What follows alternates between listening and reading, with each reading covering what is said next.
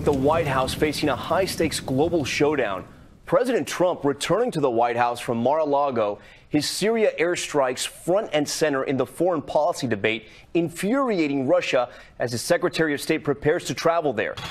Tonight, new images of Syria's Russian-made fighter bombers taking off from the same airbase struck by U.S. missiles. The U.S. and Russia now increasingly at odds. Today, an ominous warning from military commanders defending the Assad regime, echoing the president's own language. The United States crossed red lines by attacking Syria, reads the joint statement from Russia, Iran, and Hezbollah.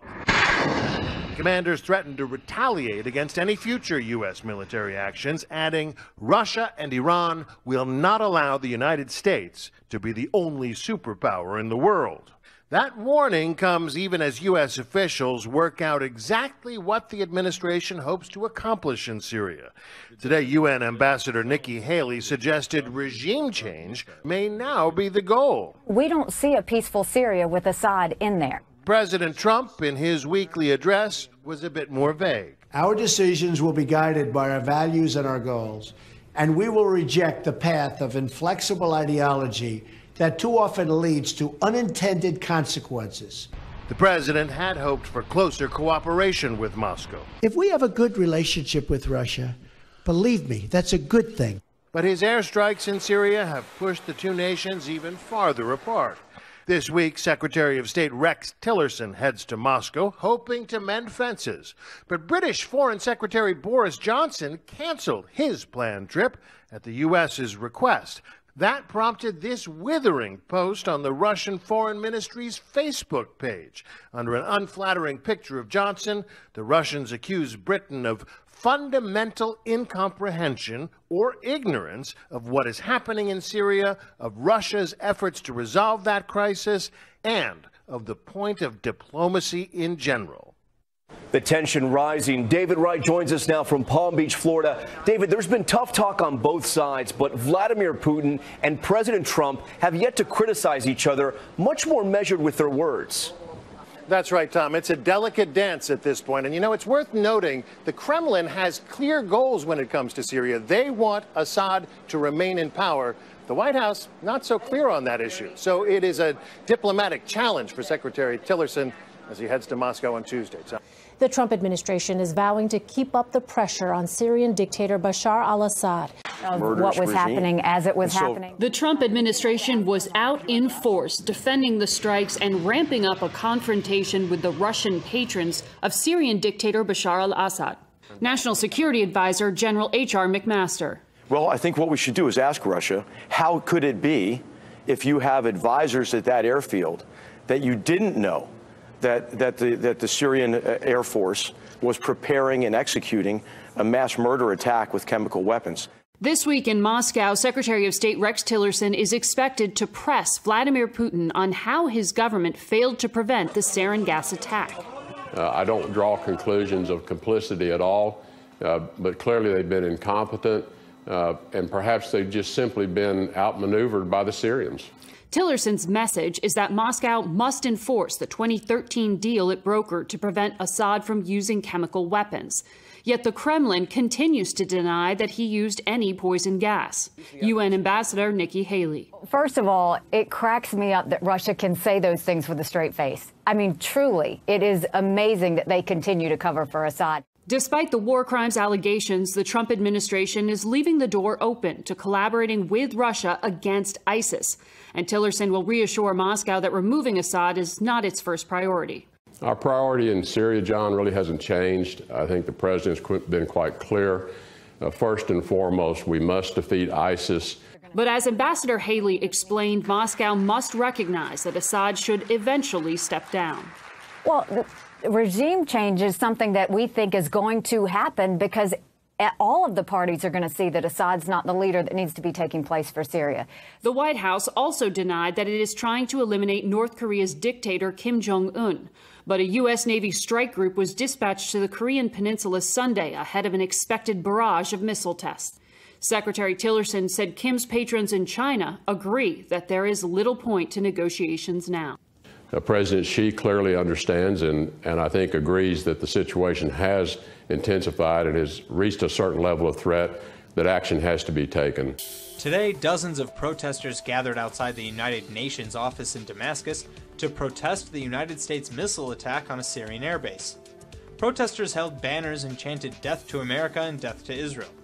One protester, university student Ashraf Fadel, told reporters that he had come to denounce, quote, "the unjust American aggression against Syria," end quote, adding that the United Nations was, quote, "created to support America instead of serving the wronged people," end quote. On the 11th anniversary of Iran's National Nuclear Day, the Islamic Republic enters a new chapter in nuclear industry. The country has had a 65% increase in its various nuclear output production compared to last year.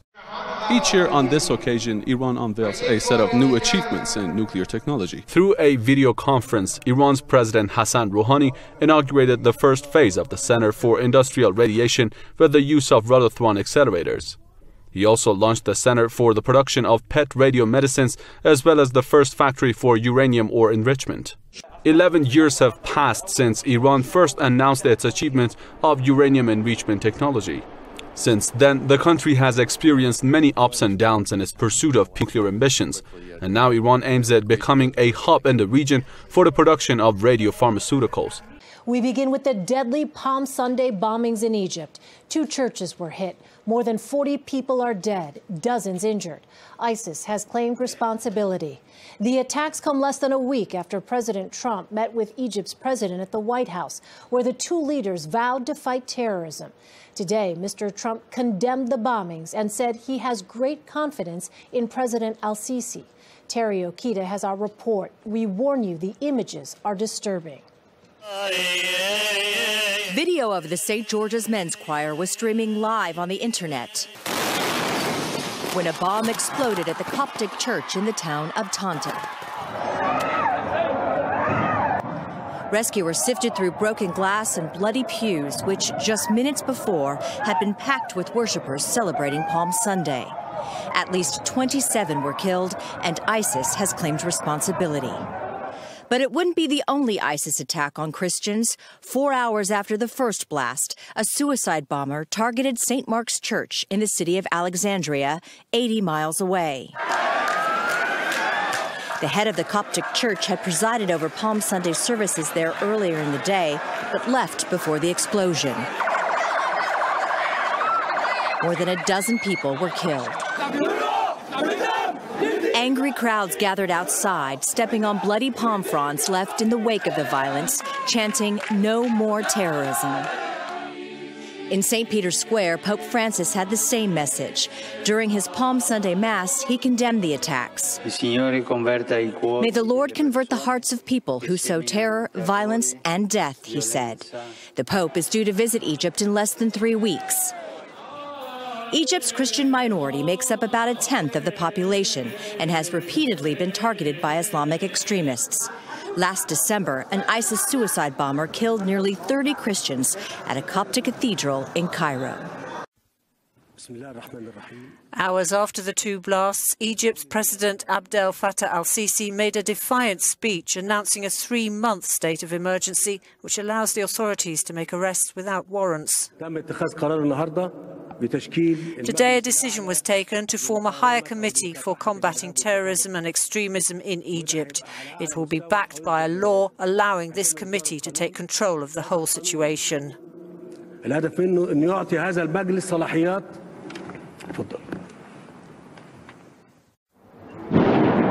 The sound of a controlled explosion in Oslo on Saturday night as a suspected bomb was destroyed. Norwegian police have since raised the national security threat level. A 17-year-old Russian who's lived in the country for several years and had applied for asylum was taken into custody as a suspect. The head of the security operation said what's happened is that a police patrol came across a guy in the Grønland area who acted in a suspicious manner. In relation to this individual, the police found an object which we needed to investigate. Nearby bars and restaurants were evacuated in the multi-ethnic district of the Norwegian capital. The device was small, but police say the risk of an attack in the coming months has been raised from possible to probable. The Syrian army has launched a fresh offensive against foreign-backed terrorists in the war-ravaged country. Syrian media has cited military sources as saying that more than 75 al-Nusra Front terrorists were killed during operations in Dara province. Now, some of the slain terrorists are said to be of Saudi and Jordanian national origin. Syrian army also staged separate air and ground operations against al-Nusra Front near the city of Hama. A number of terrorists were killed and dozens of others wounded in the operations. Key figures of the terrorist group are believed to be among those killed in Dara and the Hama offensives. A car bomb has ripped through a military base in the Somalian capital Mogadishu, killing over a dozen people and injuring many others. The blast took place near Somalia's defense ministry compound. The attack has targeted 2 passenger minibuses. Now, all people on board the vehicles, including soldiers and security officials, all lost their lives. Authorities say Somalia's new military chief survived a car bomb attack. Al-Shabaab militants have claimed responsibility for the explosion. The terror group has carried out multiple attacks across Somalia over the past few years. Police in Indian-controlled Kashmir say 6 people were killed and dozens injured on Sunday when they clashed with protesters during a by-election in Srinagar. Security forces opened fire on crowds of people who attacked polling stations, trying to snatch or damage electronic voting machines in at least a dozen places in the city. The parliamentary seat had fallen vacant after a lawmaker resigned to protest the killing of civilians during unrest last year. Separatists who challenged India's sovereignty over Kashmir had called for a boycott of the by-election. Germany's defence minister has unveiled a new cyber army that will eventually number thousands of staff. One of its missions is to defend against alleged Russian hackers. The new unit is designed to defend Germany against cyber attack, but in announcing its establishment, the defence minister Ursula von der Leyen said that there was also the potential that it could take the fight to prospective threats. And when we look at the size and makeup of the new unit, it's going to be quite large. We're talking about 13,500 troops being brought into this cyber commando unit. If you compare that to, say, 1,600 in Germany's Marine Corps or 28,000 in the Air Force.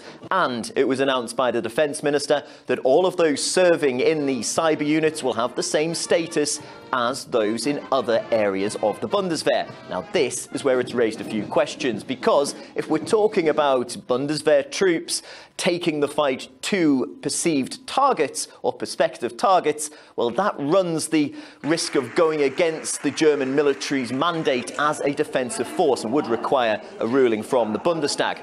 But the announcement of this new unit comes ahead of a huge election coming up here in September.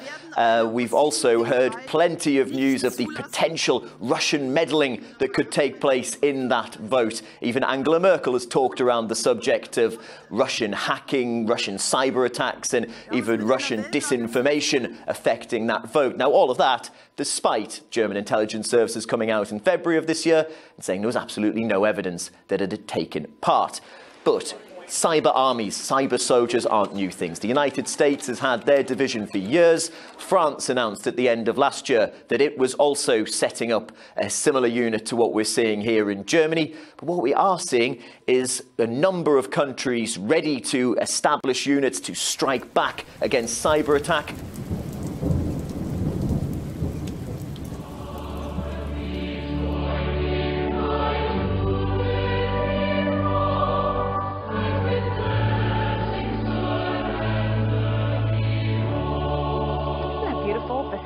Of the anthem. With Harvard's PC Police, they are at it again, announcing changes to its 181-year-old fair Harvard anthem because the word Puritan isn't inclusive enough.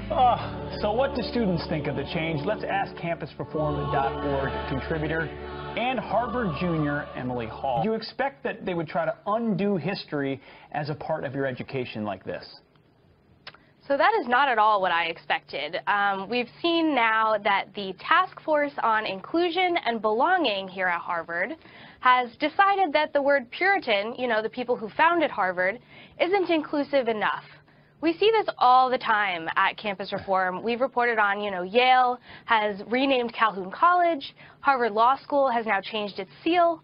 And we've also seen this. Now, the anthem is not inclusive enough. So rewriting these colleges, instead of revising history, should just be teaching it. Right. Well, here's a statement from Harvard. Here's what they said about this. They said the song was revised in 1998 to make the lyrics more gender inclusive, but they left the final line as it was. We think it's time for a change. The Task Force on Inclusion and Belonging launched this competition to affirm that Harvard's motto, Veritas, speaks to and on behalf of all members of our community, regardless of background, identity, religious affiliation, or viewpoint. So essentially, rewriting history.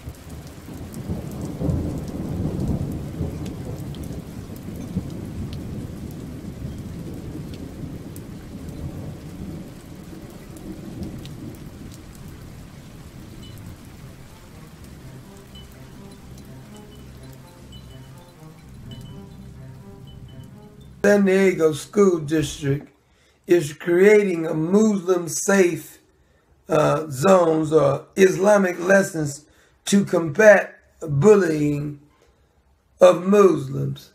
Has anybody ever had a non-bullying Christian zone? I mean, I keep hearing how the Muslims are being bullied around, but every time I look at places like Detroit, when I look at places like Minnesota, when I look at all around the United States, and let's not even talk about other countries, I see the Muslims are the ones doing the damn bullying, but these liberals are going out their way because they're saying they want the Muslims to feel safe. Well, what about us? Why can't we feel safe in our country? Here they are, they come to our country and want to impose their Sharia laws. They even said they were thinking about adding Muslim holidays to the school calendars. I mean, how stupid can you be? Can I go to Iraq, Iran, Afghanistan, or any Muslim country out there and demand I get Christian holidays added to their calendar? Can I say I want a safe zone in their country? Hell no, you can't do it. More than anything else, slavery and segregation are America's foundational sins, of course. For a century after the Civil War, America remained a racially divided land, where in some places, whites and non-whites were kept apart with the force of law. If you attended school in the last 40 years, the end of that system was a big deal. It was celebrated. Everyone was happy about it. But it turns out we may have had it wrong, at least according to Columbia University, because the school has set aside rooms that can only be used by people on the basis of their skin color, for non-white or gay rights groups.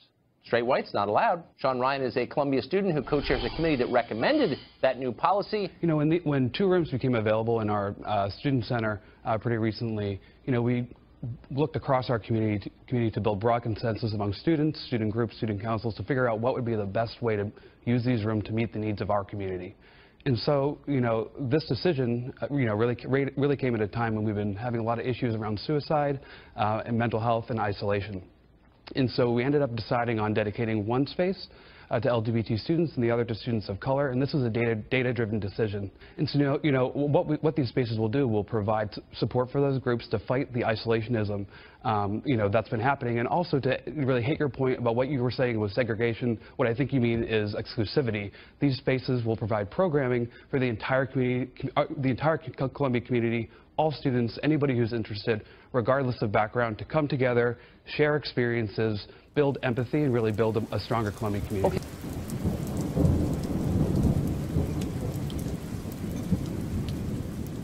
Humans have been to the moon and explored almost every corner of the planet, but there's one place they have never been. A group of Japanese scientists said they plan to be the first group to successfully drill into the Earth's mantle, the planet's vast molten rock interior, which lies just beneath the outer crust. Researchers at Japan's Agency for Marine Earth Science and Technology, JAMSTOC, say they are hoping to discover more about how our planet was formed and what the mantle is composed of. Japanese media first reported on the project earlier this week. The mantle makes up more than 80% of the entire Earth's mass, lying 6 miles, 10 kilometers, beneath the ocean floor. We don't know the exact composition of the mantle yet. We have only seen some mantle materials. The rock is very beautiful, it's kind of a yellowish green, researcher Natsu Abe, who works for JAMSTOC, said. The Japanese government, which is helping fund the expedition, hopes the research could help discover ways to better predict earthquakes, Abe said. In Japan we have some volcanoes, earthquakes and such kind of natural hazards. People want to create some monitoring or analysis equipment, but we sometimes think the deep sea is a world apart from the environment inhabited by humans, but images taken by Japanese researchers show that the impact of our activities is clearly evident, even on the ocean floor. This video shows a mannequin head half buried in mud on a seabed. It was taken in the Japan Trench in 1991 at a depth of more than 6,000 meters. The Japan Agency for Marine Earth Science and Technology released the database online. It features almost 1,800 videos and images taken by research submarines since 1982. Entries include footage of plastic bags 10,000 meters below in the Mariana Trench taken in 1998.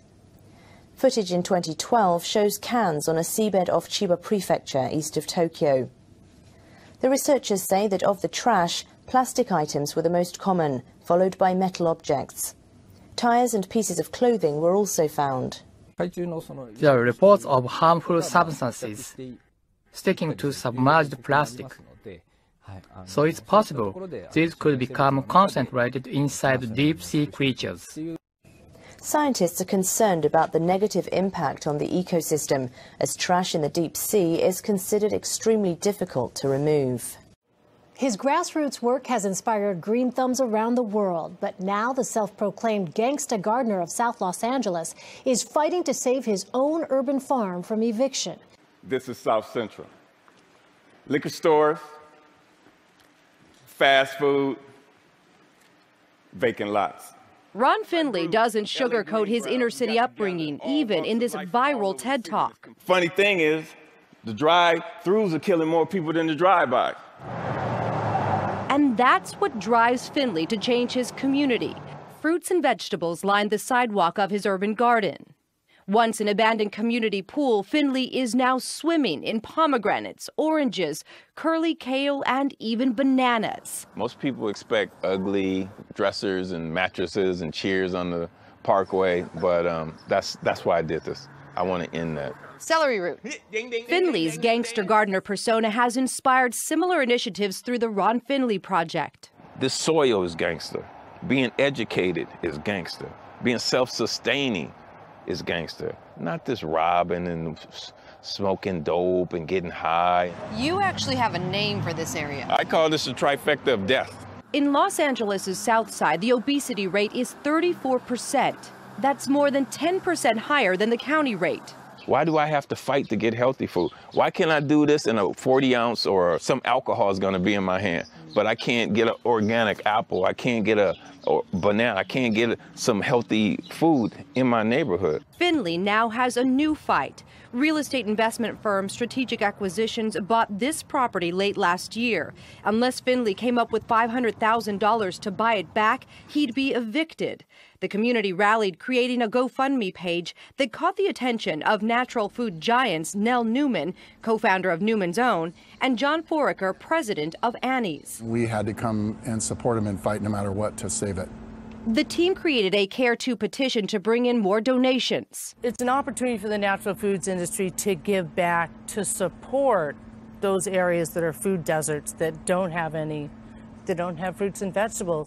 The GoFundMe page has now surpassed its original $500,000 goal, and Finley's legal team is working to close the deal. Do you think that the owners of this place will honor what they've said? Let's hope so. They got a lot of money, but we got a lot of people. We got a lot of souls. I mean, it would be beautiful if they did the right thing. Instead of going on a wild goose chase, this mom-to-be picked the perfect place to nest her precious baby eggs. In an empty flower pot outside the emergency room and maternity ward of Lakeside Hospital in Omaha, Nebraska. They must think there's going to be an emergency and they're going to need some care very quickly, which is kind of funny. This dynamic duo is always fighting. You have to wonder if they're married. You can see them bickering once in a while, which is the reason we named them Alice and Ralph. After the honeymooners. You seem to have forgotten that I am a woman. I forgot that you're a woman? How could I? You're always yapping. The geese even have their own security detail, so they stay protected. Don't mess with them. We've had to go out and kind of help distract the goose and draw them away so that people are able to get out of their cars. So, as for a delivery room, the hospital is all booked up. I guess in that case, this goose is cooked.